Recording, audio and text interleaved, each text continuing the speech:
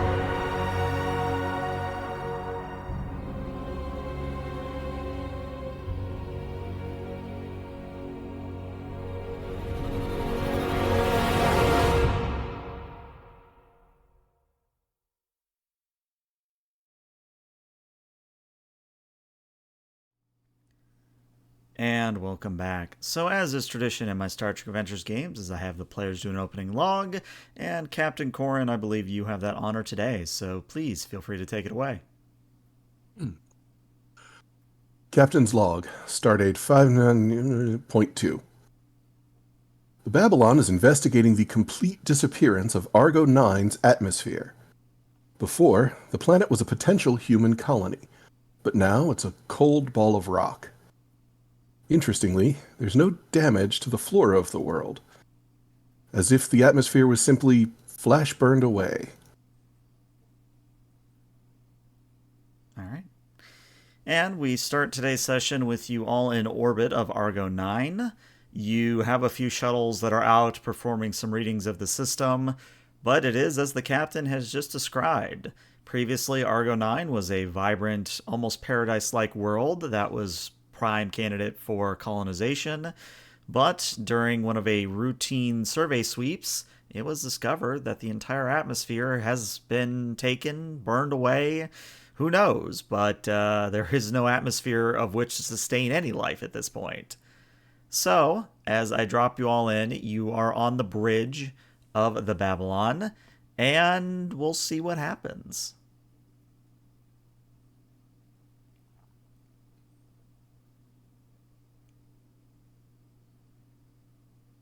We have any indication from the remnants of plant life about how quickly this occurred?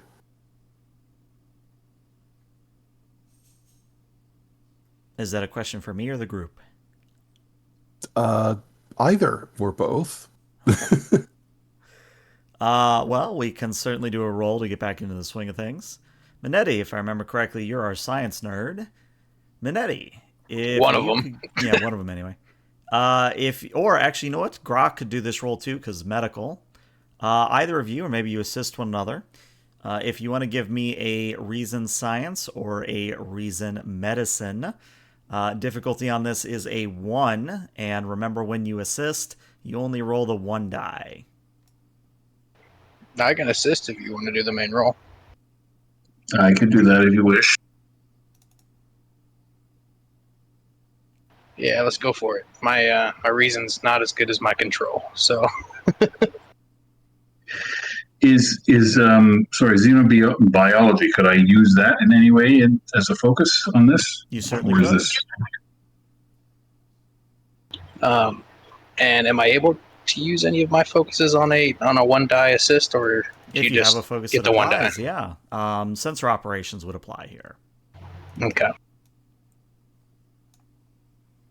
And this is, you said, a medicine, reason medicine, right? Correct. Okay, so reason medicine. I'll toss you one threat. I know I should, but I like to start that way because I also have bold medicine. So Well, there's one success from Manetti. Our ship does have some good sensors. That it does. It practically does the work for me. Well, you can re-roll that 20. Good thing you have bold medicine. Start out strong. I mean, the Babylon is a complication magnet ship. Okay, well, at least it's not a complication, so you'll at least get one momentum back for your troubles. So, between the two of you and the Babylon sensors and computers, what you're able to tell is that I think the easiest example I can give is like imagine an airtight terrarium where you've got plants, you've got maybe some water in there, and then what you do is you attach a vacuum to this terrarium and you suck all the air out, all just very suddenly. And what happens is the interior becomes very cold, very dead, very quickly. But when the vacuum's removed, it's not like the air comes rushing back in because there's no more air left to come rushing back in, if you see what I'm saying. So you basically flash freeze the surface of the world. And that's what you're seeing on sensors and scans, is that the plants have all flash frozen. Like, they are dead, but they're flash frozen, so potentially able to get samples. What fauna there was, what little wildlife there was, also flash frozen, also dead in their tracks. And interestingly, there is no sign of like weapons fire. Like, it's not like somebody, fired a pulse out of a deflector dish and burned away the atmosphere that way, kind of a thing. So you don't have a lot of clues at the moment. is there anything in the database that would suggest anything similar ever being experienced across all of our information? Normally, I would charge a momentum for that question, but since I have to say there isn't, I will let you keep your momentum. So the answer is, unfortunately, this is an entirely unknown phenomena. Does this planet have an active magnetic field? It does. So that probably rules out that like a solar ejection blew the atmosphere off.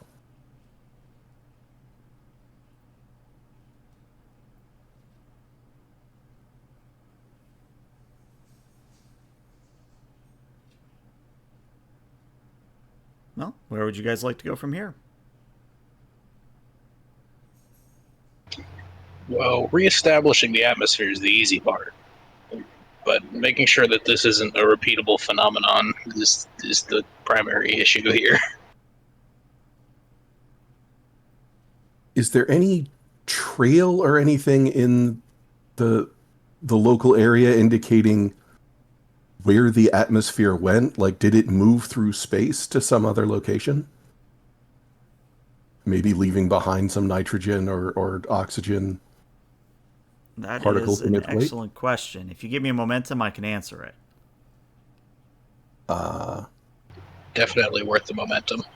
Okay. All right. As the sensors guy. There do appear to be traces of nitrogen, oxygen, etc., in the upper, well, it doesn't have an atmosphere anymore, but in like orbit of the planet. So if something did vacuum this away or pull the atmosphere away, it definitely left traces within the outer orbit of the planet. So it's not like somebody like transported all the oxygen away, if that makes sense. As a clarification, does it look like the atmosphere kind of left the planet uniformly, like in every direction, or did it all move to one spot as it was being moved out? That, I will tell you, is a reason and science at a difficulty of 2. My daddy. Yeah, that's I going to guess need to I be... will give it a try. You got the science guy. You said reason science? Reason science, difficulty of 2.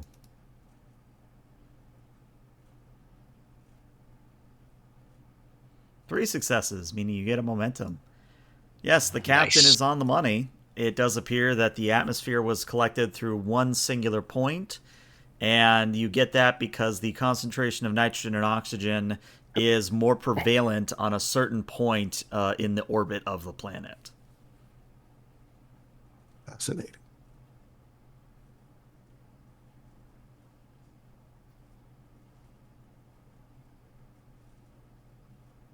Is there any evidence of recent ship traffic anywhere? I don't know what ion trails or anything like that. So perhaps there's been some reason that somebody else has visited this planet, stolen the atmosphere. It's a possibility. For that, I think we need to turn to Rendak. Rendak, you are doing a reason engineering, and the Babylon Okay. will assist you with a sensors engineering. This is a difficulty of 3. But the good news is that the Babylon has advanced sensor suites, which means that you may roll 2d20. Oh wait, I'm looking at the Babylon's character sheet. I'm like, what? Weird. And use that momentum if you feel the need. All right.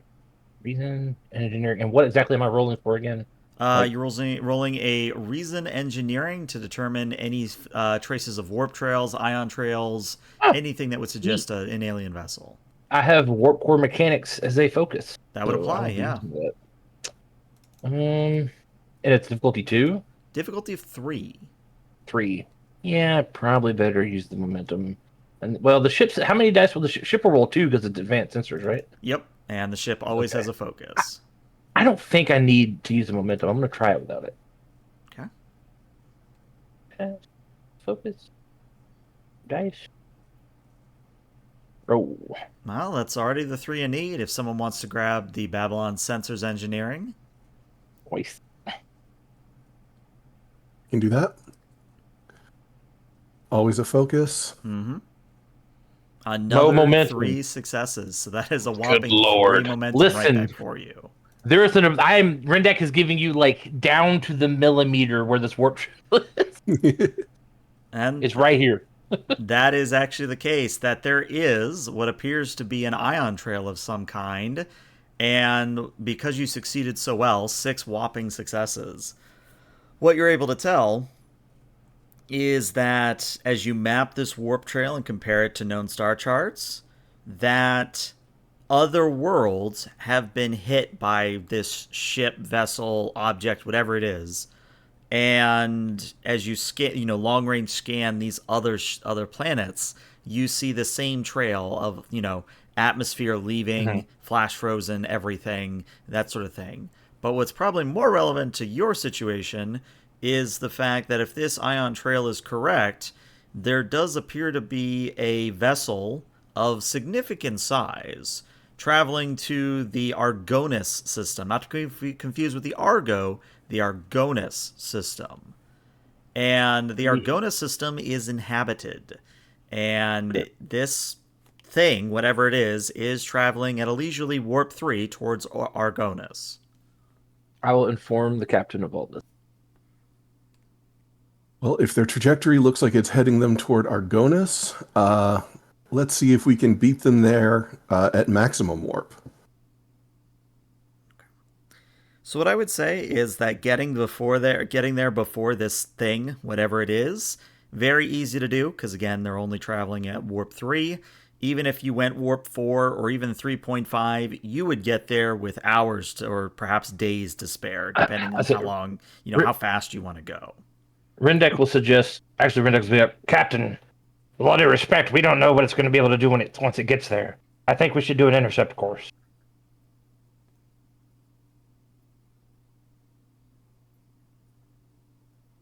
I'd rather have a little more time to potentially warn the Argonians. Mm-hmm.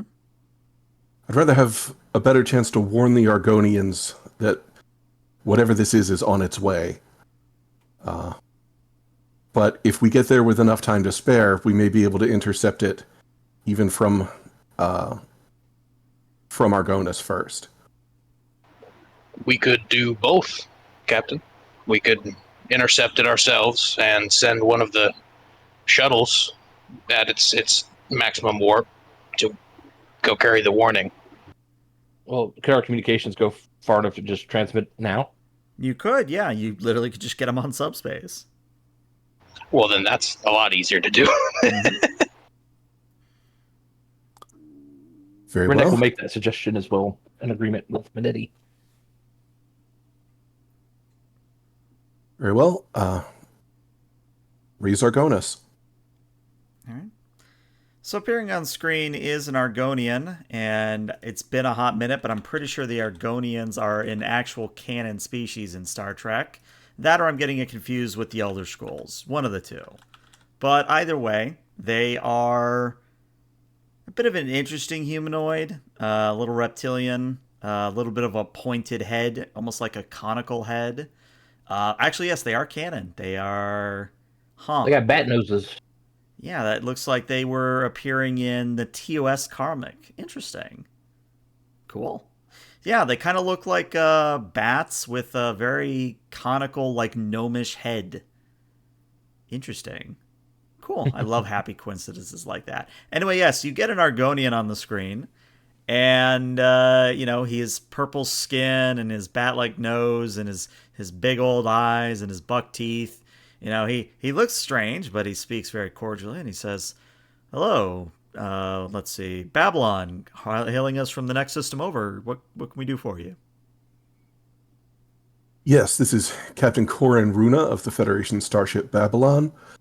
We've monitored an unusual situation in the Argo system, where the planet Argo 9 seems to have been stripped very quickly of its atmosphere. And we believe that whoever has done this may be en route to Argonis now. I see. Do you have any ETA of when this thing could arrive, whatever it is? They appear to be traveling at approximately warp 3. Rendek will read off a bunch of numbers estimating like the arrival time, whatever that looks like in the village. Okay, so the estimated time to arrival is 10 days at warp 3.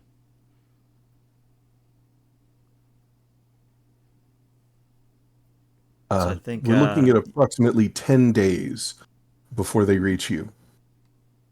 And the ambassador just sort of does the math and says, "Well, Babylon, I would insist that you try to stop that thing before it gets here. I have billions of people, and there's no way I'm going to be able to get even a tenth of that off planet within 10 days.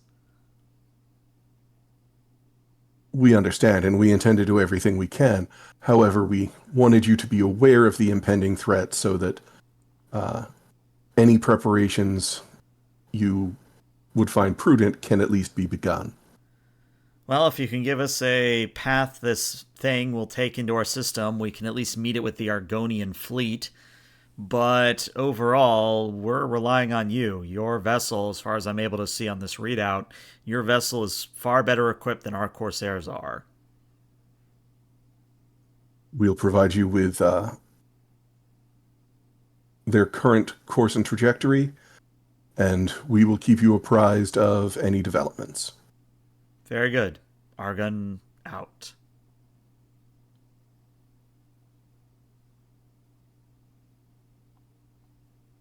Mr. Minetti, lay in an intercept course, gauge, warp 3.5. On the hunt, Captain. All right. Is there anything you wish to accomplish before intercepting, or shall we skip ahead a bit? I think it would be smart for Rendek to try to do a little research on like what kind of technology could be doing this, so we know what we're coming up against, Okay. if at all possible. Yeah. Like even if it's just him like going down to like to a console somewhere like in the conference room and like doing some real thinking and theory crafting of his own, even if there's not databases, like understanding like what it would as an engineer, like what it would look like at a small level, like you described with the terrarium, and how on earth could that be scaled up. Okay.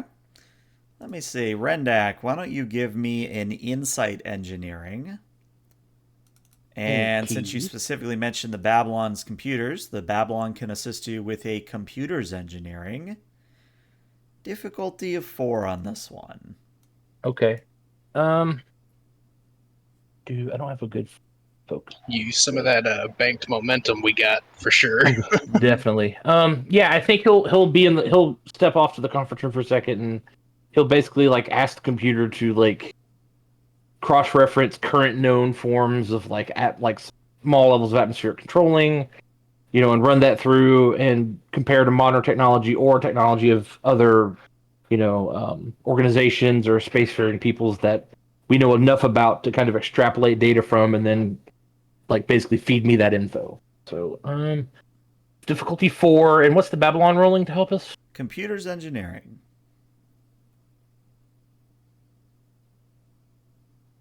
And it always has a focus. If it's difficulty 4, and I don't have a focus, I mean, what do you guys think? Like, should I burn a bunch of momentum or no? Or I'd at least go with 1, yeah. okay, I think I'm going to do 2 because that'll give us at least 4 dice on my own plus the ship, so it gives us kind of 1 cushion. Okay. So, I wish I had focused on this.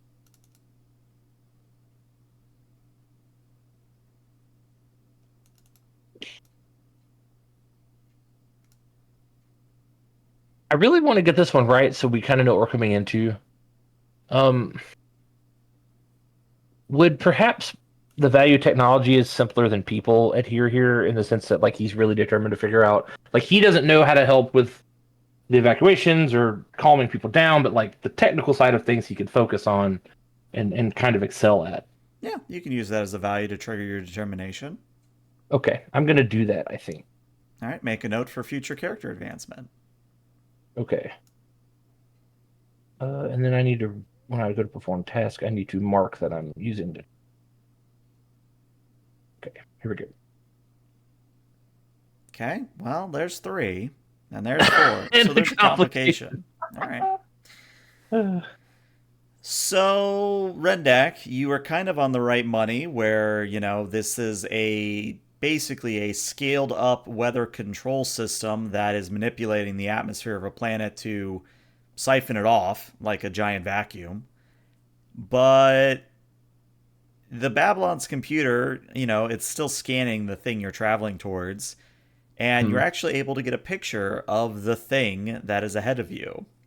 Okay. And what I'd like you to imagine is basically like a giant vase that's sort of on its side, and the open part of the vase is ridged. It has a bunch of ridges, and it is very, very similar to a planet killer in that it is made of neutronium.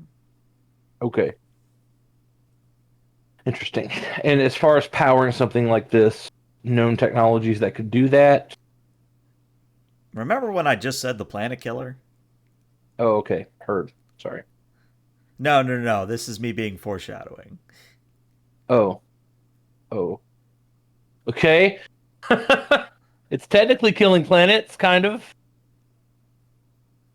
So, okay. Well, I will collect as much data as I can to present to my teammates. Maybe a la one of those, those scenes in Trek where like everybody's in the conference room, and Jordy or someone is like, "Hey, here's all the data, guys. Mm-hmm. What do you want to do?"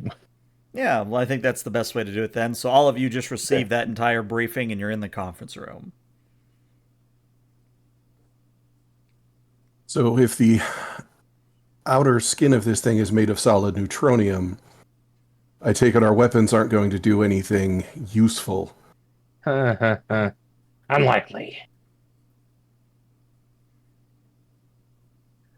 Do we have any indication if it's a sentient creature or being, or whether it's controlled by a crew, or whether it's just a automated device? Well, all I will say is out of character. You haven't tried hailing it yet.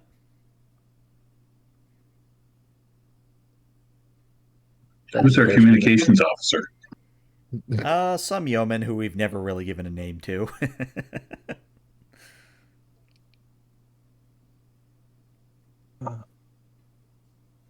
Well, I didn't think there would be any point, but since the GM mentioned it, it's probably reasonable. Do we have a setup to hail from the conference room? Oh, easily. You can instead of going control back the out on the entire bridge. ship from a pad. You can easily make a call Yeah. from the conference room. That's pretty much what I was thinking. Is stand up and address the presentation screen, since that's where any response will be. All right. So the hail goes out. Predictably, there's no reply, but the vessel goes a little bit faster. It is now at warp 4. Well, first thing is I'll try the hail again. It has bumped up to warp 4.5. Then I will direct the bridge to accelerate us to warp 5. And also send word ahead to Argonis that they are increasing, that the enemy is increasing speed toward them. Okay. Captain, I suggest if we can pull it off, that we make ourselves a decoy. Vent off atmospheric gases, specifically the ones that it took from the system that we just passed through, and try and lead it off the trail and towards us rather than the planet. You think we can make ourselves look more appealing than an M-class world? We got some pretty good fabricators, Captain. Well, see what you can do, but we do need our own atmosphere. Manetti will call down to the sciences department and have them start synthesizing as much of those gases as we can. Okay. In the meantime, someone clearly received our signal and, in their own way, did respond to it. So there is some intelligence operating this thing closely. It's not just on an automated trip. If it's some sort of animal-like intelligence, it could be viewing our hails as potential competition for its prey. Possibly. But I think we're more likely dealing with a crude vessel of a crude CREWED vessel of some kind. The closest match in the database you said was to the so-called planet killers. If I recall correctly, those were dealt with through purely frontal assaults. Weapons had to be directed straight down the opening at the front of the vessel, correct?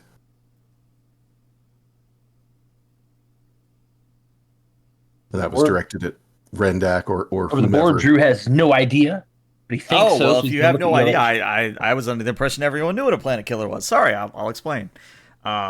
So basically, in TOS, there was this neutronium vessel. It was literally called the Planet Killer.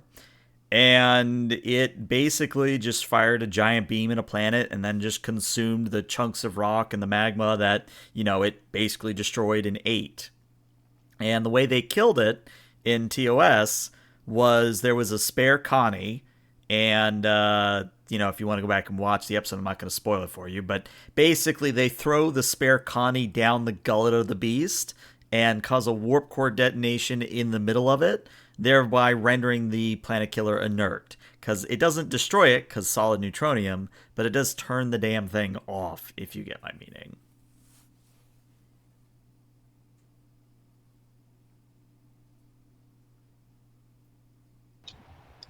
That will work out well with our false scent plot here. Well, the problem is we don't exactly have a spare ship and a spare warp core.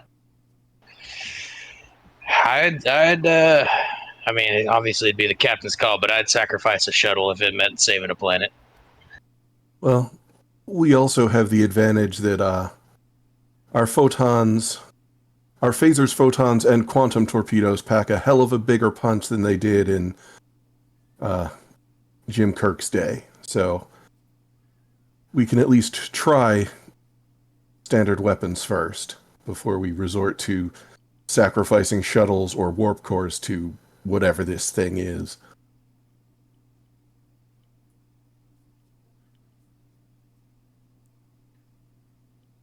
All right. So, from the sounds of it, it sounds like Minetti's going to do some fancy flying while somebody shoots down the belly of the beast, if I heard correctly. Yeah, Minetti can do the flying. He definitely needs someone else at the tax station. Yeah. Now, since it's been a hot minute, I'm reviewing everybody's sheets. I don't think anybody was really dedicated tactical. Like, I think Grok has the highest security of you all. No, I guess Minetti also has a 3. I have a 4. Ah, you have a 4. So maybe it's the captain actually pushing the button. Yeah, I did want to, if there's time, I did want to peruse any data we have on planet killers or similar ships that have been encountered by anyone else in the past. Okay. Or if that was already covered under Rendak's role earlier, I wasn't sure. It would have been, yeah. Has anyone else found a way of dealing with these things besides the incident with Kirk and Decker? Right. I would say that there's only ever been one recorded planet killer, at least in the public files. You do get a classified hit in the record where it basically says there's a result, but it's classified. You could potentially enter in your captain command code, but it would be noted for the Starfleet log that you access those files. I would actually go ahead and do that, because I don't think there's any... I'm certainly not doing it for any, untoward reason. Okay. So, and this is captain's eyes only. So this is the kind of information that everybody else has to pretend you're not letting, just pretend I'm not saying anything for a few moments. Yeah. So Captain Corrin, as you look in the classified information, what you find is that there is a known portal to the Andromeda Galaxy. It was discovered by the U.S.S. Ophion a few years ago. And on the other side of this portal to the Andromeda Galaxy, there are shattered planet killers. Again, neutronium isn't something that breaks. It is literally the core of a neutron star. Extremely hard, if not impossible, to destroy. And on the other side of this portal to the Andromeda Galaxy, there are shattered planet killers. Well, that's terrifying. Mm-hmm. Any indication in the files of how this was accomplished or by whom? Oh, there is many, many pages of debate and conjecture, but Suffice to say, Starfleet's been studying the Shattered Planet Killers very closely. Okay. Well, someone has found a way to dispatch these things, but probably using a technology we do not have at hand. Mm-hmm. So we will stick with the example we have and try to direct our firepower down this thing's throat and hope that it is truly an analog to the Doomsday device that the Constellation and the Enterprise encountered.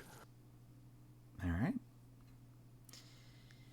Which leads us back to the fancy flying that Minetti has to pull off at warp speed, even. So, Mr. Minetti, I think this is definitely a daring con on your part. I think the Babylon is assisting with a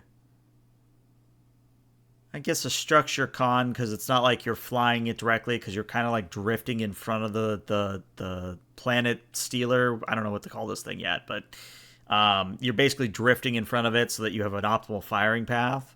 So I think a structure con because of all the forces involved. The issue is the difficulty, and I think this is definitely a difficulty of 4, but I also have 13 threats, so I'm going to make things a little bit interesting. I'm going to make your complication range a 17 to 20. Oof.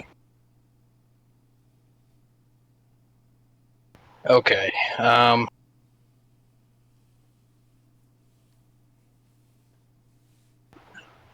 I think I'm gonna give you.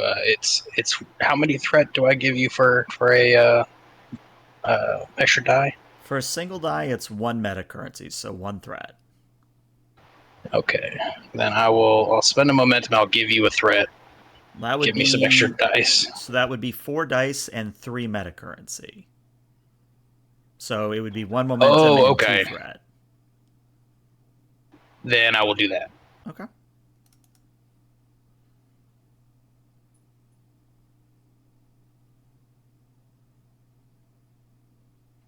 Remember, the 17 to 20 complication range even applies to the Babylon here. And I have a dedicated focus, helm operations. Definitely would apply.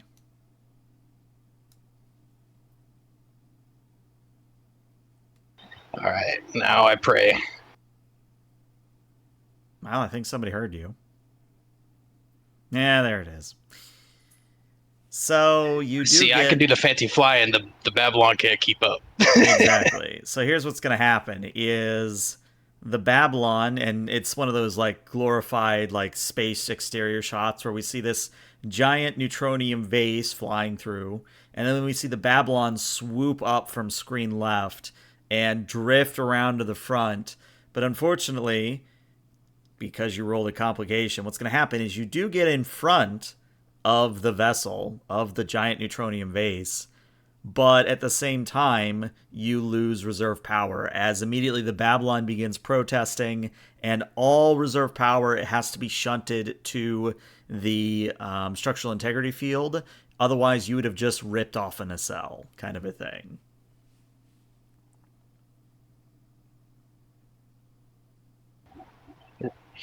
Minetti can just hear Rendak screaming all the way from engineering.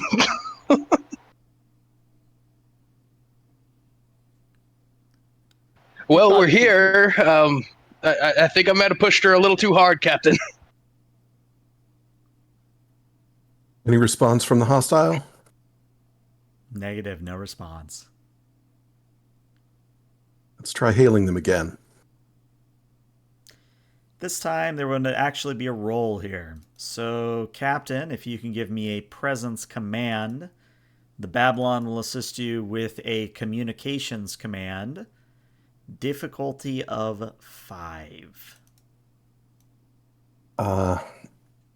Does diplomacy or persuasion or composure factor in here? All would apply, but I'm also going to spend 2 threat to make your complication range 18 to 20. Okay. Let's see. We'll spend 1 momentum for an extra die. Okay. And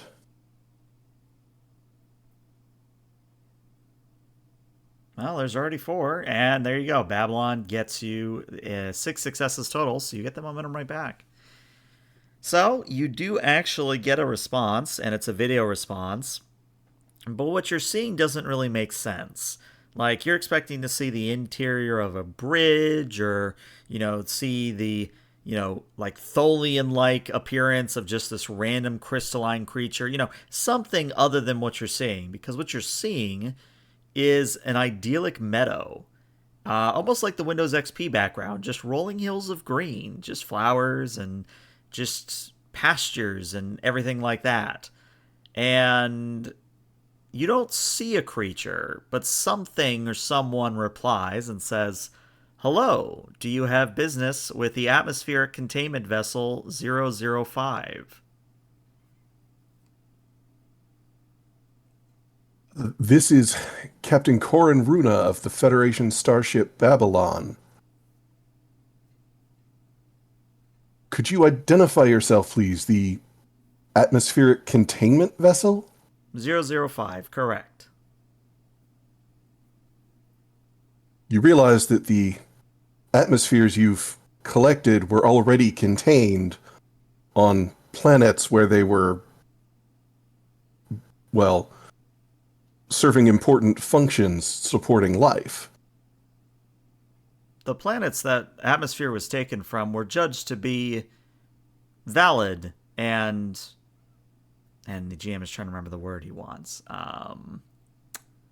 Not inefficient. What is the word? Not ineffective. Acceptable loss parameters. There you go. I'm trying to condense that into one word. So we'll just say that the response is the planets that atmosphere were taken from were considered to not be supporting high enough life. Therefore, they were considered acceptable losses. I see. Our scans indicate that you are currently headed to a planet known as Argon, which is inhabited by a sentient technological species. Do you intend to strip the atmosphere from Argonis as well? If there are insentient life on the planet that we are directed to, please provide that information and we will divert to another planet. I'm providing that information now. Argonis is inhabited by an advanced civilization. But why are you collecting the atmospheres of habitable planets? And because we're halfway through the session and it's time for a thematic moment, I'm going to dump 8 threat. Good. And I know somebody has a talent that if I spend 3 or more threat, you get momentum. But I gain 1 determination. Oh, that's even better. So you send that data and you're asking why are you collecting that atmosphere in the first place? And 2 things immediately happen. The first is that idyllic landscape that you were being presented with on the view screen suddenly changes to a hellscape. Stereotypical flames, rocks, magma, the whole 9 yards. The second thing that happens is the neutronium vase accelerates and turns on its suction device. So, Minetti, how you doing, buddy? I mean... Because here's what's going to happen. You have a choice to either risk ripping off a nacelle again, or you can simply choose to let the Babylon get sucked inside the containment vessel. Now, I will not lie. Not losing a nacelle is a difficulty 5, 16 to 20 complication range. But it is possible. Maybe not probable, but it is possible. Yeah. And then there's also the having to fist fight a Ferengi on the flight deck. Hey, ELH. Yeah, what's up? I and Rendek are having thoughts. Obviously, there's software on the inside. Like, could Rendek surmise, based on his engineering knowledge, and thinks he's researched that. And the visual we saw, perhaps on the inside, that there is a potential possibility that the inside of this thing is actually roomy and kind of safe. I think that's a fair assumption you could make. Okay. I think Rendak's going to turn. Benetti. Or Captain, we should let it eat us. It's got a softer inside, and I've been thinking. Technically, there is a thing called an anti-neutron. And if I could rig up an anti-neutron beam, well, from the inside, it would be twice as effective as from the outside. I take it this would be like any other matter-antimatter interaction? Kinda. In theory, if you loosen the bonds between the denser neutrons and you even knock one out of place, it's going to start to just come apart at the seams. Its gravitational pull is what holds neutrons and neutronium together so intensely. Will our shields be able to handle the energy released from something like that?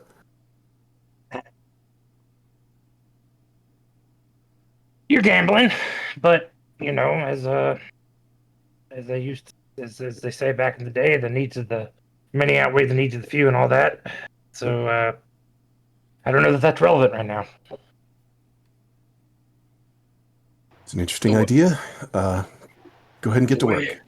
I'm currently seeing it is even if we were to try and prevent ourselves from being pulled in, A, there's still the possibility of being pulled in, and B, there's a high likelihood of getting one of the nacelles ripped off.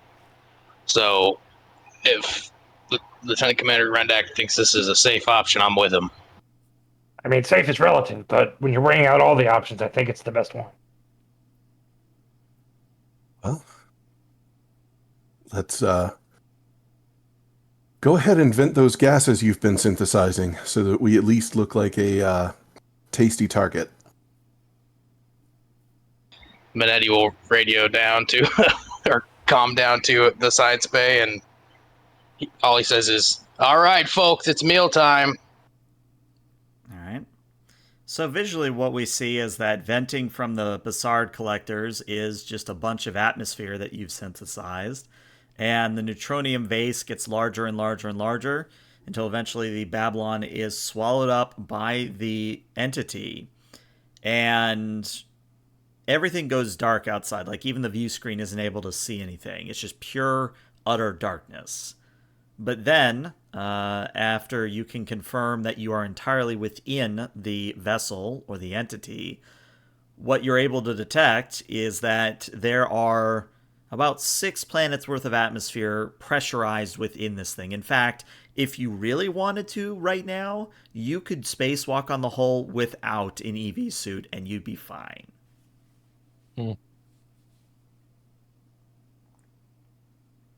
I don't want to, for the record. Yeah. Physically, we might be fine. Mentally, this is not the time to take a walk. Mm-hmm. Although there was that one scratch I've been meaning to buff out. Are there signs of any equipment, power sources, like any machinery on the inside of this thing? I think that's an excellent role for Rendak. Rendak, if you can give me a reason engineering. The Babylon will assist you with a sensors engineering. This is a difficulty of 3. 3. Okay. And remember, Babylon has advanced sensors, so you get 2d20 from the Babylon. Yeah, difficulty 3. I don't think I have a focus for this because most of mine are repair based. And I'm not repairing anything, so it'll just be a straight roll.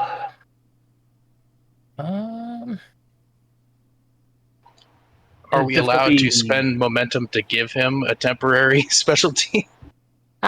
There are talents that allow that, but I don't believe Rendak has such a talent. What I'll do is I'll spend 1 momentum to get an additional dice. So it'll be 3 dice. The Babylon's rolling 2. It's difficulty 3, you said? Yep. I think that'll be sufficient. So. Standard complication range? Standard complication range. What up? Rendak in the house? In before 20 from the Babylon. Okay, so I can offer you a success with a complication because you only got 2 successes here. Okay. So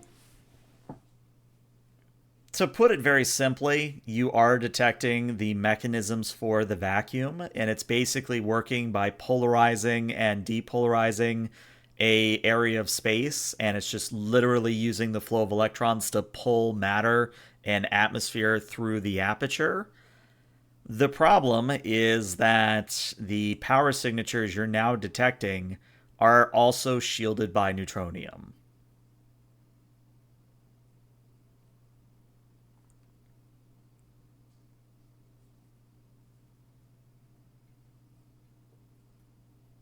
Yay, exile! Yay! Yep, get a momentum from chat. Thank you, Lord Exile. We'll name a Yauman after you. Uh, well, So are we negotiating with this thing, or what's the plan? Brendak, is there any way we could hide, say, a quantum torpedo in a cloud of gas, but something as simple as nitrogen and oxygen? Something, I mean, something where we would see it, but we could maybe convince this siphon to pull it inside anyway? Well, you're already inside the thing. Like, you are in the belly of the beast right now. Yeah, I meant into like the actual workings of the. Oh, I see. Into the actual like digestive system, quote unquote, of the thing. Yeah.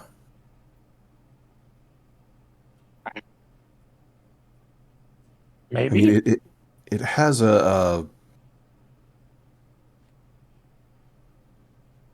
otherwise we're trying to fire at this little aperture, and Well, if we're gonna do, maybe we should do a little more recon. We understand that it's taking atmosphere. Did we ask why? when I asked why, it refused and then swallowed us. It refused to answer and then swallowed us. Okay, negotiations over. Yeah, in theory, maybe we could install um a containment field around the torpedo to put the gases in, and attempt to effectively give it indigestion. But I'm not sure that a quantum torpedo is going to do much of it against neutronium. It's going to be like, I don't know, swallowing a piece of ice before you chew it up. It's going to hurt a little because it's going to scrape, but I don't know, it's going to do a lot. You can choke to death on a piece of ice if it doesn't melt before you stop breathing. True. Now, we could try it, but if we make it mad, I'm a little concerned about what'll happen. So whatever decision we do, it needs to be final. Well, because I have 2 threat, I'm also going to spend it to make the complication that your yeoman at the comm station says, "Sir, we're getting a hail, but it's not from the entity itself. It's from a metallic structure somewhere out there," pointing at the void outside the view screen. On screen? And appearing on screen is a Klingon. Not Grok, obviously, but appearing on screen is a Klingon. And he looks very weathered, and it looks like that he has kind of stripped his ship behind him. So, like, the bridge of his ship is, like, torn apart, and there's wires everywhere. There's, like, a Targ that's half asleep on this view screen. But the Klingon says, "Ah, finally, someone has come to my rescue." Is it his cousin Brock? As funny as that would be, no, unfortunately. But my name is Ko, son of Vor, and I have been trapped within this creature, this entity. And he thinks for a moment. I'm not exactly sure how long, but it feels like an eternity. Pleasure to meet you, Captain Core. Captain Ko. This is the Federation starship Babylon. I'm afraid we didn't actually come here looking for you, but we're happy to take you out of here with us, provided we can get free. Well, to that, we'll have to find an interesting way to do it. My ship has made many attempts to flee, many attempts to destroy. Unfortunately, at this point, we are running on battery backup. In fact, it's a good thing you've arrived, because he barks something in Klingon and he gets a response in Klingon. Our power reserves were due to fail within 3 days' time. I see. How many of your crew survive? 15 of us have survived. What can you tell us about your vessel? I'm afraid we're not seeing much on our sensors. Well, it is a glorious Burrell-class bird of prey. That might be why you are not able to detect it as well. So, out of character, Burrell-class, small bird of prey, scale 3. Kind of the stereotypical Klingon ship, but, yeah, it's tiny. You know, we needed a spare ship to maybe... It's going to be a tough sell. Well, But it would be a glorious victory if it works. or death. I hear they like that too. No offense, Grog. Captain Ko, you say that your power reserves are due to fail in 3 days? Do you still have a functional warp core? No, unfortunately, our warp core went offline about 2 months ago. We are quite literally running on fusion reactors at the moment.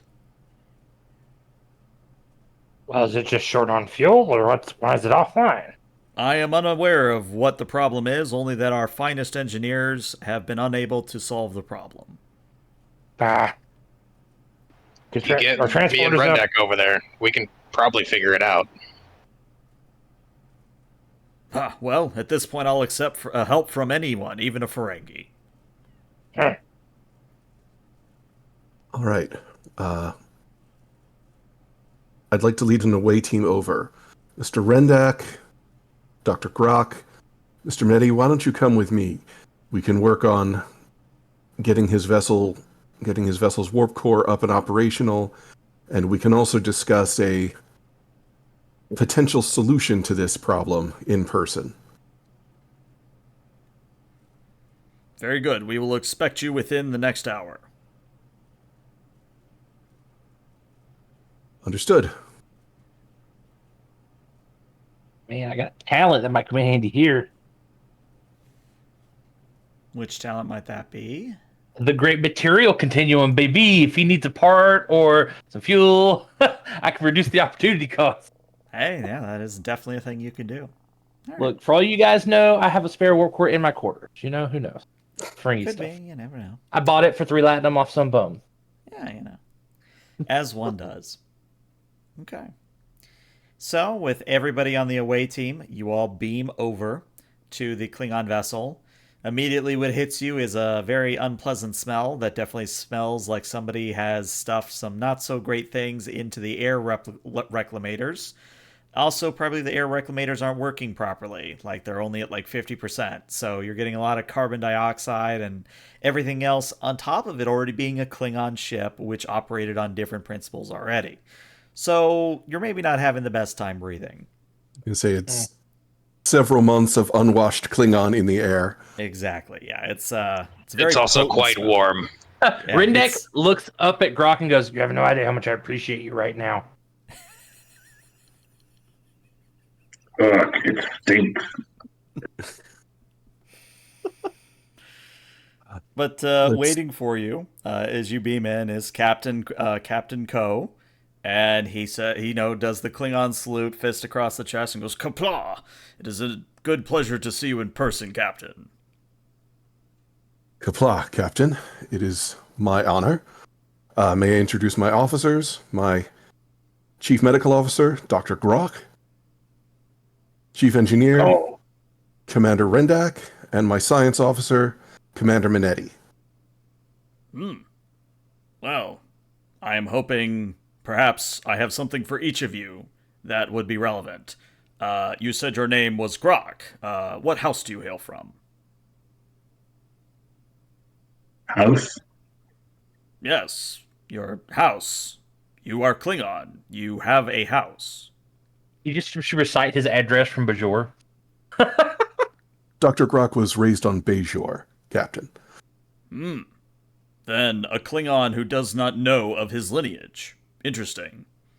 Well, Dr. Grok, lineage unknown. I have injured and injuries that need immediate attention. Perhaps you can save some of my crew that have fallen to sepsis and other cleanliness problems, if you get my meaning. That I can do. Very good. Where is your medical bay? And, he barks something at a passing Beck and says, "You, take the doctor to the medical bay." And, the Beck salutes, and Grok, you're let off to the medical bay. And then Captain Ko continues, "The Ferengi was your engineer, yes?" Yes, Lieutenant Commander Rendak. "Yes, Rendak. I'm not even going to ask what your house is, because you're Ferengi. You don't have houses. But, Rendak, you're free to take a look at our warp core. If you can get it working again, I don't know what it would get us, but we'd have a working warp core and we wouldn't be on a ticking time clock." Yeah, I'll take a look at it. Beamed her off to engineering with my engineering kit. And then that leaves Minetti and Corin with Ko, and Ko says, "Unfortunately, Captain, and Minetti, if I remember the name correctly, I do not have anything immediate for either of you unless you would care to hear the tale of how we ended up in this thing in the first place. Perhaps over a bottle of blood wine." Well, I'm sure that's a fascinating and glorious tale, Captain. We actually have something to discuss with you. A potential course of action if we can get your ship up to a higher level of operation. Well, here's as good a place as any. And he just sort of leans against the corridor where you beamed in and just motions for you to continue. You see, the Federation has encountered a ship similar to this before, over a century ago. Captain James T. Kirk of the U.S.S. Enterprise and Commodore William Decker of U.S.S. Constellation encountered a neutronium-clad planet killer, very similar to the vessel we find ourselves in. Yes, I'm quite familiar. In fact, that is why we decided to hunt this entity. We figured that if we could take down a beast such as this, it would be glorious. You may still have the opportunity, or at least your ship might. Ah, you think to detonate my warp core in order to destroy the beast from within. That's what we were hoping. We can take your crew back to the Babylon. Once we're freed of the ship, we can drop you off on your side of the border or take you all the way back to Kronos if you like. But from our research, that kind of massive explosion is the best shot we have of disabling something like this. Well, normally I would agree with you, but unfortunately, at least as far as my engineers are concerned, the Burrell-class warp core is not a big enough explosion. I didn't really have the ability to scan your vessel. I mean, I could tell you were some kind of sovereign variant, but what armaments does your ship have? Quantums, photons, tricobalts? We carry a fairly broad array of quantums, photons, phasers, and I believe we do have a small quantity of tricobalt devices. Well, if you have the tricobalt, that's what we are going to need in this situation. However, not one tricobalt will do. How many tricobalts do you have? That's a good question. So, out of character, the answer to that is because you are such an anomalous vessel, you would have 3 tricobalt devices aboard. Believe we're... We also pulled some from that one planet in like our second episode. Yep, and you also got restocked with 2 extra, so you're up to 3. Believe we're currently carrying a complement of 3 such devices. Very good. Then I have a proposition for you, Captain. All right. Give me the tricobalt devices and allow my crew to decide amongst themselves if they wish to follow me on the journey to Stovokor, for I will see this beast brought down low. Unfortunately, it is not my choice to make for the entire crew if they will die alongside me. I imagine a good number of them will choose to die with honor and take down this beast with me. However, there may be some, and he hesitates, I would not call them cowards at this point. There are those that would prefer to die another day, to die with even greater honor in the future. Those that can take our story of this vessel and tell it to all Klingons who can hear it. So you mean to remain aboard when the blast goes off? Indeed, it is a captain's honor to die with his vessel. I can certainly understand that. I'll have to make some arrangements for the transfer of the tricobalt devices, but I don't see a better way out of this. And as I said, we're very happy to take aboard anyone from your crew who wishes to, as you say, live to fight another day. Indeed. Well, let us go check in on that Ferengi of yours. I'm sure he's gotten up to some mischief. No doubt. He excels at that. Mm-hmm. All right, so before we actually get to Rendak, let's go to Grok. So Grok, you enter the surgical bay, and it's the stereotypical Klingon surgical bay of just very utilitarian, very egalitarian, I think is the right word. But you basically have no curves, no comfort, just slabs that you put people on, and you have very esoteric instruments of medical usage all around you. The lighting is still red, the smell is still acrid, but there's 3 individuals in here currently. One is missing a leg, another is missing an eye, and the other one is dealing with a very nasty gash on his arm. Well, I will look them over quickly and decide who is the most seriously threatened at the moment and work on him first. Okay, Grok, very simple roll, hopefully. That is a reason medicine at a difficulty of 1. You have emergency medicine as a focus.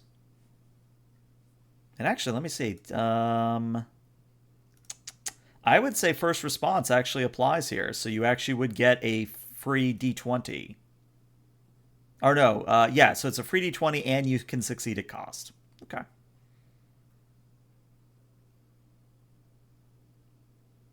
All right, 4 successes, meaning you get 3 momentum back and you are capped at 6.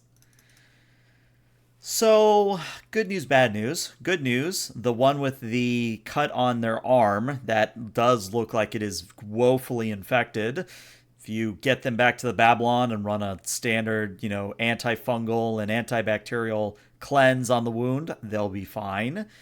The other 2 are not so great. Even if you were to get them back to the Babylon, it's maybe 25% chance that they'll make through it. I'm not happy with that, so I'll get them back to the Babylon and make it work. Okay. All right. So, Grok, you beam them back to your sickbay. Stark contrast, bright lights, curved features, comfort. And the Klingons, all 3 of them were unconscious when you beamed them over. All 3 of them are put onto biobeds, and your staff begin going to work. My question is, who do you want to operate on first? Well, that was kind of what I was doing my triage to determine who was in the most immediate threat. Oh, yeah, and fair. he'd be the fair. first. Yeah, fair. Let's see, work on the guy who lost his leg. We'll work on him first. So for him, this is going to be a daring and medicine. The Babylon will assist you with a computers and medicine, because, you'll have to look up certain Klingon physiology and that sort of thing. The difficulty to save this guy is a 4.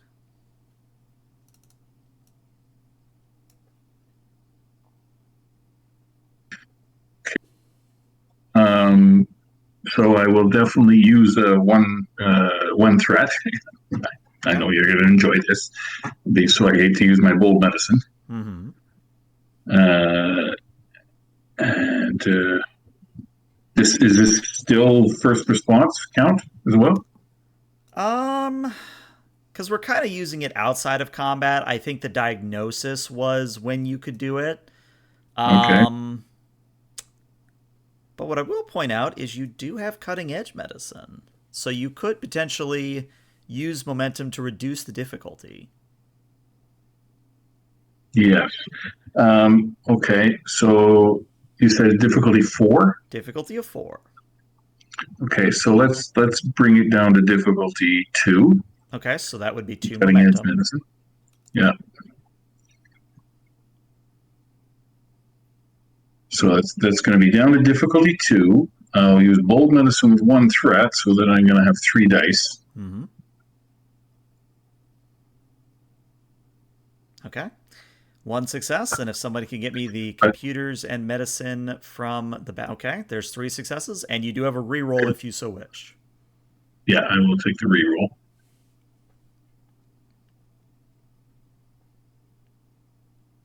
Okay, so still not a so that 18 would have been a complication, but it's now a 17, so not a complication. Okay. So it was difficulty of 2, which means you get 1 momentum back. And yeah, Doctor, what I'd like to imagine is you basically pull off the bandages. I'm not going to go into grisly detail, don't worry. You basically pull off the bandages, grimace a little bit, and you set to work cleaning the wound. You clean the wound, you monitor the patient's vital signs, and with quick thinking and literal cutting-edge medicine, especially for a Klingon, you are able to stabilize this patient. And in fact, they actually wake up mid-procedure, or towards the end of the procedure, when they're out of the woods, and they immediately, like, grab your arm, and they look at you with those, like, Gowron-like eyes, just those big old Klingon eyes, and they say, "Doctor, you have healed me to fight another day. I owe you a great debt of honor." Okay, that's good. Yes. Neat guy. I was Gold drinking star, when buddy. you did Take that. a nap. I don't know why, but I bet Grok like awkwardly just sedates him so he didn't have to keep the conversation going. Like, okay, nappy time. That's a new one. Okay, great, thanks.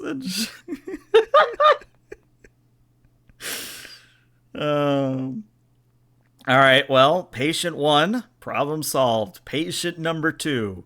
Patient number 2, they're a difficulty of 3. Okay, let's go through some of the same procedures, basically. Actually, all the same procedures. I've got plenty of momentum to work with, so we'll drop it down by 2, and I'll use 1 bold medicine in there. All right. So just a difficulty of 1 here.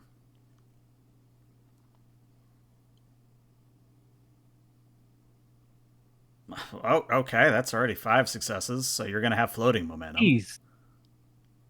And then You need the same computers thing medicine from from the Babylon.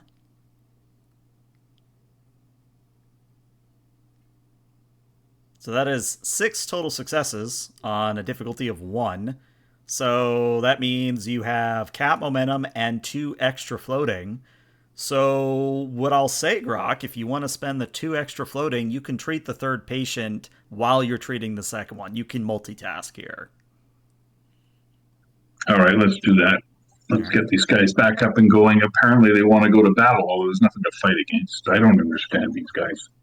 Maybe that's what you're saying to the nurse. Like, I don't understand these people. But every time, like, you heal a new warrior, they do the same, like, grab your arm and go, "Doctor, you have granted me a great day to die," kind of a thing.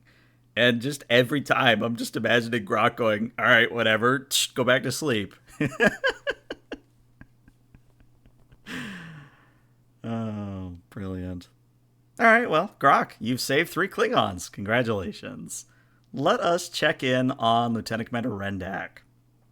So Rendak, before the others arrive to check in on your progress, You get into the main engineering room, such as it is on a Klingon vessel, and it basically is a horizontal warp core, similar to what you would have found back on the NX class, where you basically have these two pillars with a golden tube that connects the both of them, and the reaction happens in the middle of that tube. And right now, none of it's lit up. In fact, the only lights in here are the running lights, so those ominous red lights. And there is an engineer in here. And when you come in, she like bangs her head and turns and goes, "What the hell is a Ferengi doing in here? Who let you in here?" Your captain. I'm here to check out your warp core. You, Ferengi. Yeah, me, a Ferengi. Anywho, I need to see your logs up until I quit functioning. And she just sort of stares at you and maybe stands up and like looms over you. Rindak doesn't back down for some reason. I don't know what it is this time, but he puffs out his chest and he's like, Logs. Now.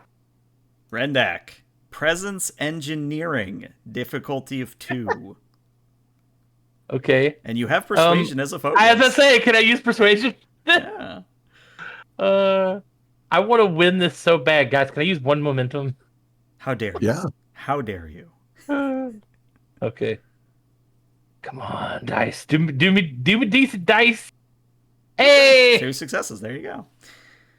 So she sort of stares at you and then does a very Klingon thing where she claps her hand on your shoulder, maybe a little bit too forcefully, and says, "Very well. If the Ferengi wants to play at being an engineer and not a salesman, here, you may have your logs." And she like forcibly shoves a data pad into your hand. I take it. He's basically going to be scouring the log to see like what she did, what was happening. Like he's got a 5 in engineering, right? So I assume he's going to be pretty good at like pinpointing where something may have went wrong or why it may have went down. You also have system maintenance, emergency repairs, I do. warp core mechanics. You have and Diagnostics. Like I am in my wheelhouse, fam. Yeah, I'm not even going to make you roll for this. Basically, the matter-antimatter reaction was cut off because the dilithium crystals are sort of burnt out. Because apparently, and I looked this up, apparently Klingon vessels don't really have the reconstitution matrix that Federation vessels have, where you can just reform the dilithium in the reaction chamber, at least in TNG onwards. In TOS, you had to keep replacing the dilithium crystals. So theoretically, all you really have to do, Rendak, is transfer over a dilithium crystal, maybe a little matter and antimatter to get the reaction going, and this thing will work perfectly. Well, that's why I was thinking that talent, the great material continuum, might come in handy, because knowing Rendak, like he's a Ferengi, right? So he's always prepared. So at least, to keep himself alive. So there's probably spare things ready for this kind of situation already on the Babylon, like in excess we normally have anyway. Yeah, so let's actually roleplay that out. So maybe you're looking at your pad and you go something like, "Oh yeah, I've got that." And that's an easy fix. I could do this. I could do this in my sleep with my hands tied and my eyes closed. And I think the idea. Klingon engineer is like, "You have spare dilithium just lying around." Well, maybe. How much latinum you got? Ah, there's the Ferengi I was expecting. I'm kidding. I'm a Starfleet officer. You fool. Of course I have backups. Anywho, give me a minute. Let me contact my captain. Let him know what's going on. Your captain walks to the door. Oh, hey, Cap. They're out of gas. That's the whole diagnosis. There's an atmospheric leak? No. It's an old 20th century human term. Fuel. They don't have fuel. Their dilithium's burned out. And they don't reconstitute it like we do. So I should be able to throw some in there, give it a little jump start with some antimatter, and we'll be golden. I just need to requisition it from the ship with your permission.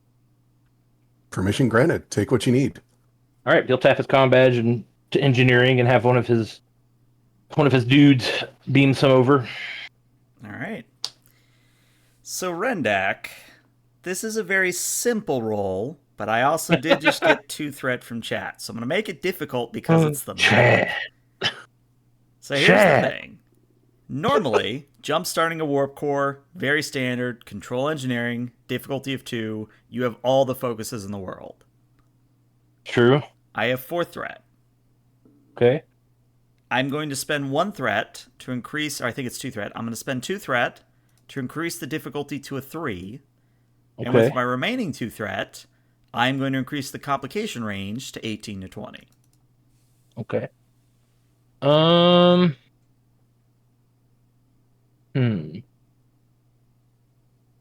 don't even need to use jury rig to successfully do this, to be honest. I was thinking about it, but I mean, it's a difficulty 3. Do we want to save momentum for other things? Because we only need this ship to function for this one scene, right? Over the board, fellow role players. That's what we're hoping. Yeah. Okay. Because jury rig lets me, whenever I attempt an engineering task to perform repairs, I can reduce the difficulty by 2 to a minimum of 0. If you do this, however, then the repairs are only temporary and will only last for a single scene before they fail again. You may increase the duration of one scene by spending 1 momentum repeatable. So I could technically use that, spend a momentum, reduce the difficulty to 1, and it's good for 2 scenes. And then it's going to come apart. But they're going to blow it up. So, in theory... I think that sounds like a good idea. Okay. So I will use jury rig ELH, if that's okay. Mm-hmm. I will spend 1 momentum to increase it to 2 scenes. Okay. Keep that 1 momentum. Okay, because you don't think we'll need it. Fair. Yeah, That's very polite of yeah.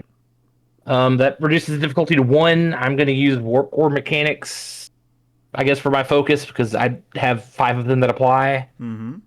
And what kind of role did you say this was? I'm sorry. A control and engineering. And the complication range, again, is 18 to 20. Okay, 18 to 20. Using a This focus. would be a very bad time to roll a complication. Right, I only need 1 success, too. All right, here we go. No, you're fine. You go back up to 6 momentum. Yeah, Rendak, you have somebody beam over their appropriate materials. You open up the dilithium intermix chamber. You plop in a new crystal. You close the chamber. You maybe feed some antimatter into the right reactor and some matter into the left reactor. And then you kind of slap your hands together and say, "Let there be light," but in something Ferengi. And I think just to follow the Rizdak comment by Caspian, he's gonna be like, Now, it's a temp fix, but it'll last long enough for what you guys got in mind, I think. Also, watch this, Toots. and then he's gonna fire it up. Nice. And yeah, it like big old show of light. The reaction starts going proper, and the actual lights of the Burrell class come back on. The air reclamators start working properly, so the smell's still there, but it's slowly going away. And Captain Ko, who's with all of you, goes, "Ah, your Ferengi engineer has served admirably. You must make sure to give them a commendation." I certainly will. Part of the job, guys. Part of the job. Well, now that the ship's warp core is back up and functioning, I will have the tricobalt devices brought over and safely placed wherever you think is best to maximize their effectiveness. And we should discuss with your crew who's going to stay behind and who is going to return to Kronos with the story of your glorious victory here. Well, it is my understanding that your doctor has already taken 3 of my crew. That leaves 12 of us, including myself. And you, what was your name again? Pointing at the Klingon engineer. And she says, "My name is Valora. Valora, how do you feel about dying another day?"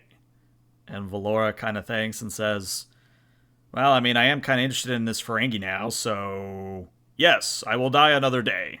Present me with the logs of the ship, and I shall see them sung in our honor."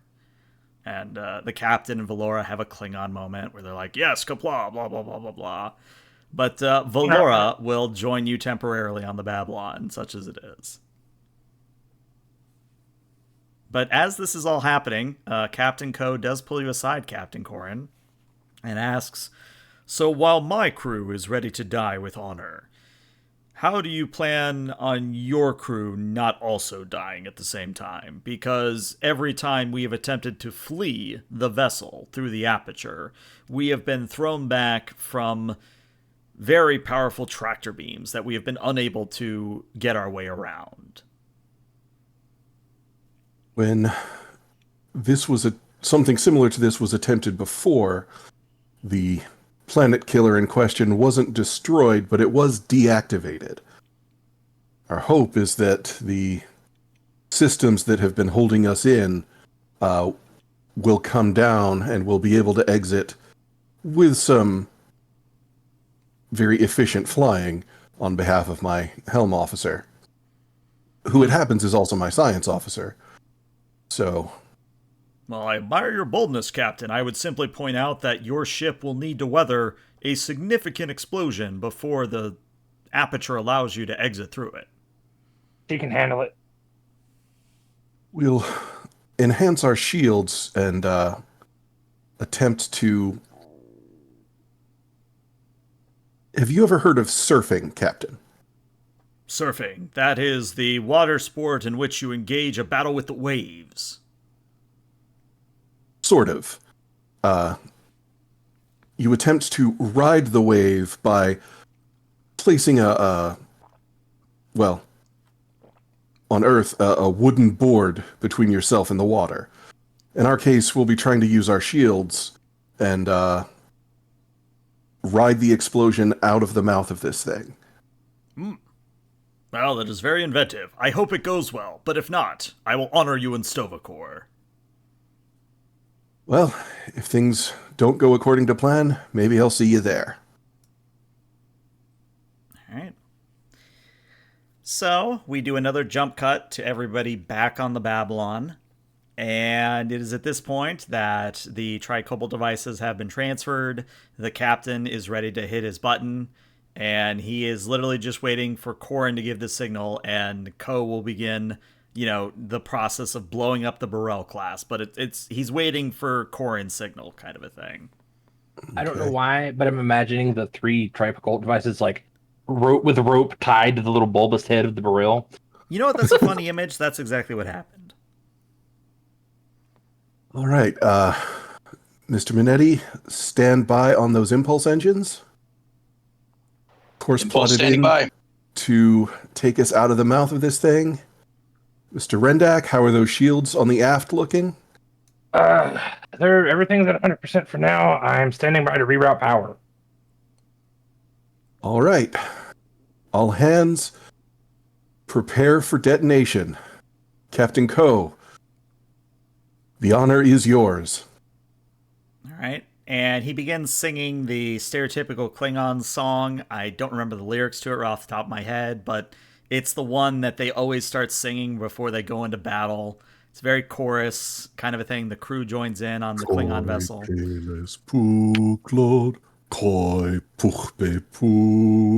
Exactly. Yeah, you got it. And they keep singing, and the captain basically slams his hand on the proverbial red button, and the transmission is immediately cut off as the Burrell class goes up in a brilliant display of light. And now comes the extremely important, does the Babylon also go up in a big boom of light? So the first thing we need to determine is the damage to your shields. Now, by my reckoning, each Tricobalt torpedo is 6 damage. It also, if I remember correctly, has piercing, but let me verify that. Because if it has piercing, you're in trouble. If it doesn't, then you might be okay. But let me verify very quickly. Tricobalt. Where are you? If anybody finds it before I do, please do let me know. And look through my books. It's probably in that new technical guide to put out. Oh, here it is. Tricobalt. No, it doesn't have piercing. Okay, so that actually works in your favor. So it is 18 damage, in addition to a warp core breach, which, if I remember off the top of my head, is another 5. So you're looking at 23 damage before resistances kick into play. The Babylon has 18 shields and resistance of 5. So you have enough shields to weather this completely. The only problem is that you will be taking at least one breach here, if not two. So Rendak, knowing this is happening, I was going to suggest that. So I have this cool talent called More Power, and whenever you use the reroute power major action, you may spend 2 momentum to give reserve power to 2 systems. So I was thinking if Rendak starts off with like behind the scenes, like knowing what's about to happen, like he just kind of does his thing and reroutes power because we don't need weapons. Maybe not life support for like 10 minutes, we find like just pull power from everywhere else. And if I were to boost, maybe you would let my idea is Manetti could make a fly the ship roll. And if I remember right, rerouting power makes it auto crit, right? Yep, it makes the ship auto crit. Yes, and then if I could make a roll to reinforce the shielding, maybe you would give us a boon for that, like to not die or take as much damage. Yeah. Let me just quickly find the page. Here it is. So let's handle the resistance problem first. So is that just a major action that you do? Did they get rid of the roll on it? Yup. Well, that's boring. It's great. I tell you what, let's make it interesting. Give me a control engineering. Okay. And however many successes you get, that's how much extra resistance your ship will have. Ooh. Okay, I'll do that. Right. And you know what? The ship is going to get an auto crit, so you're already at 2 successes. Okay. So I don't have a focus for this. I'm going to spend 1 momentum to get an additional die, so we get more resistance, maybe. And here we go. Okay, so you have a resistance now of +4, which would then make it so you only take 14 damage. So you would be down all the way to 4 shields. All right. So narratively, what this looks like is Rendak, you're doing your best to reroute power to every structural integrity, every shield, everything. And the explosion goes off, and the detonation washes over the Babylon shields. Everything in the corridors begins bursting, showers of sparks, burst EPS lines, the rocks in the ceilings, you know the drill. But the ship holds together. We'll deal with the breaches after you get out of here, but the ship holds together, which then allows Manetti to make a very important roll. So Manetti, this is a daring and con assisted by the ship's structure con. So the ship has already succeeded, already got 2 successes. So I need to see a difficulty of 4 daring con here. So another 2 successes. Okay. That momentum, do it. And it would be how many to get 2 dice? It would be 3 momentum. Okay.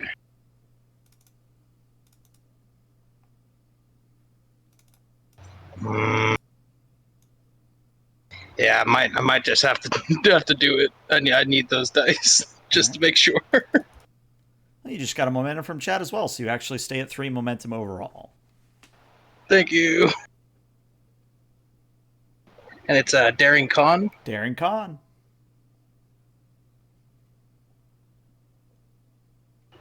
Normal complication range or normal high complication range, because I have no threat to mess with you. Okay, so you actually get a momentum back for your trouble.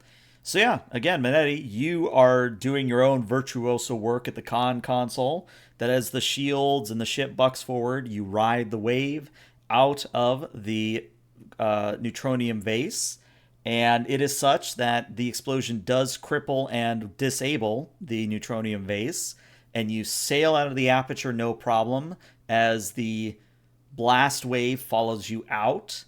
But now we have to deal with the breaches that you're taking. Grok, I'm going to make you roll this because it's funny. Grok, I need you to roll me 2d20, please. And just put it in Foundry chat, not an actual like sheet roll. Just do /roll space 1d20 or 2d20 for me.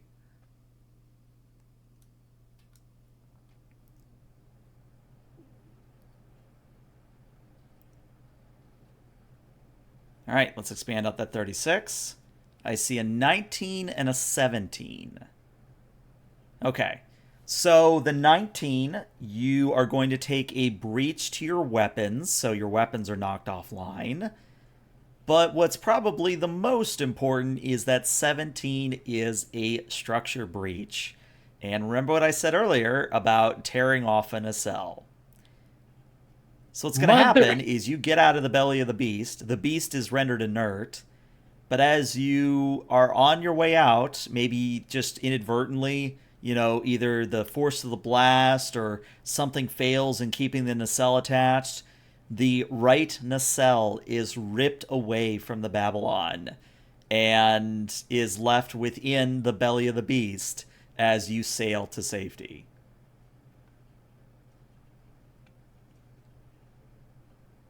I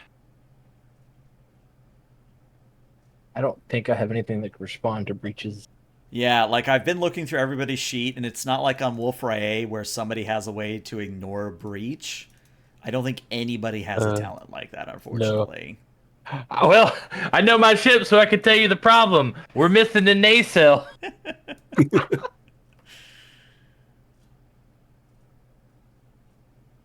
Like, you guys understand the visual, like, as Rendak realizes this, he just slumps in his chair and just leans back and stares at the ceiling and closes his eyes for a moment. He's just woo-sawing as best he can.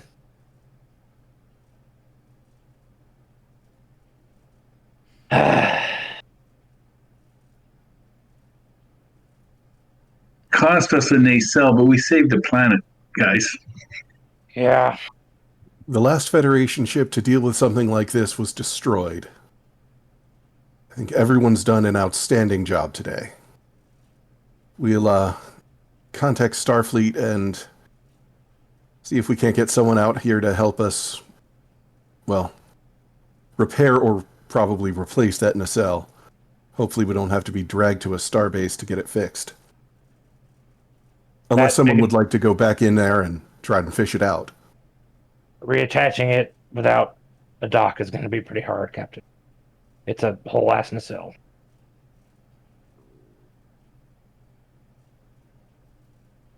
And we've lost again.